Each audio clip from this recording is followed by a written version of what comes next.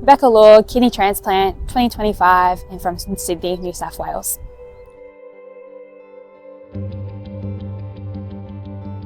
Had my kidney transplant journey, it started off last year in 2025 in March. However, when I was at the age of 17, I decided to see some decline with symptoms, including loss of weight, anxiety, and just not feeling the best. After through a blood test, through my GP, we decided that I had a genetic kidney disease called NPHP1 gene. And with that, I was then obviously due to kidney failure and dialysis in the future. With dialysis, I was on dialysis for 1.5 years, and then from that, I then got a magical phone call from a kidney transplant back in last year, 2025.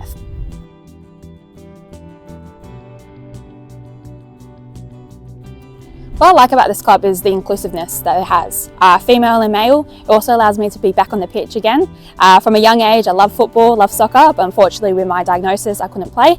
But now being back on the field with everybody who, like-minded, have the same familiar journey is quite special. It's quite a magical gift. It's extraordinary.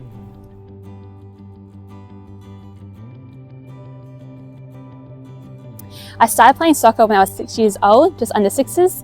I then followed with that. I played with many other sports, and then started playing quite professional football at the age of 12 all the way to 16, and then found out with the kidney disease in 17, and yeah, unfortunately wasn't able to continue.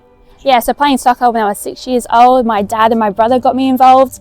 Absolutely loved it, and they loved it too, as my dad is an English man. So we played football all the time in the backyard, wherever we could. There was always a ball at our feet.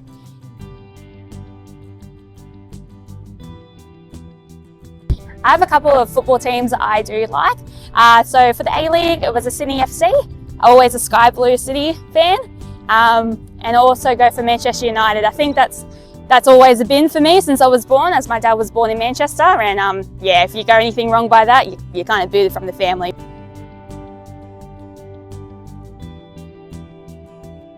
To represent my country, it means so much. It's not just obviously playing on the field, but it's also playing for those around you, your family, your supporters, the people who have been through you with what you've been through.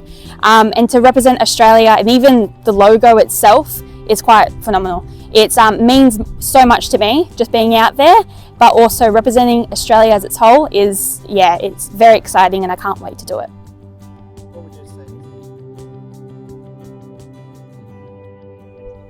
A message I would give to my donor family and my donor is thank you so much. I really do appreciate it. My whole kidney transplant was through a kidney exchange program. So my dad was a match for someone else, and someone was a match for me, which was perfect. So with that anonymous donor out there, I just want to say a massive thank you. And I'm not just representing myself, but I'm also every day I represent you as well. And especially to my dad as well, it's always there. All the love from all those years of playing soccer, and now being able to do it with your gift of generosity through organ donation, as well as my donor, I'm very grateful, and thank you.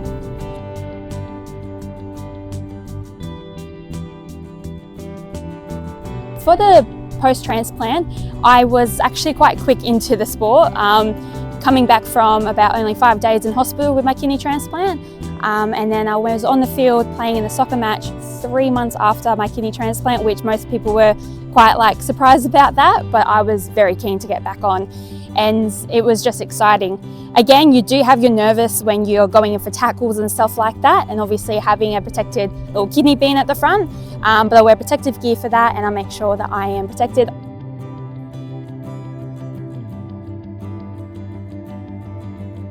Yeah, who I'm playing for on the pitch there's quite a few. Obviously my dad and my donor, my anonymous donor for the kidney exchange program, but also my family and my friends, and myself as well, going through those times on dialysis, obviously being at a young age, having those doubtful moments, going, I don't know if I can do this anymore. I just wish I could go back in time and give her a hug and look what we've accomplished. It's amazing. So I'm playing for myself as well, and for all my supporters, my family and my friends. I get quite emotional, and I'm sure there's going to be plenty of tears when it comes to the day. But yeah, doing it for them, doing it for myself, and doing it for Australia.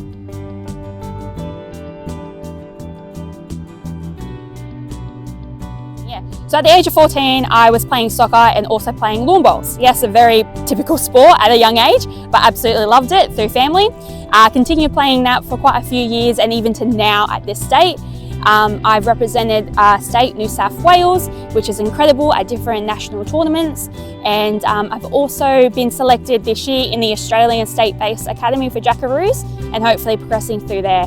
I absolutely love bowls, and there's obviously, obviously being a young age, such a great way to get out there, get involved, keep yourself fit, and it's just amazing. Hopefully we can see it in the Olympics, which would be great.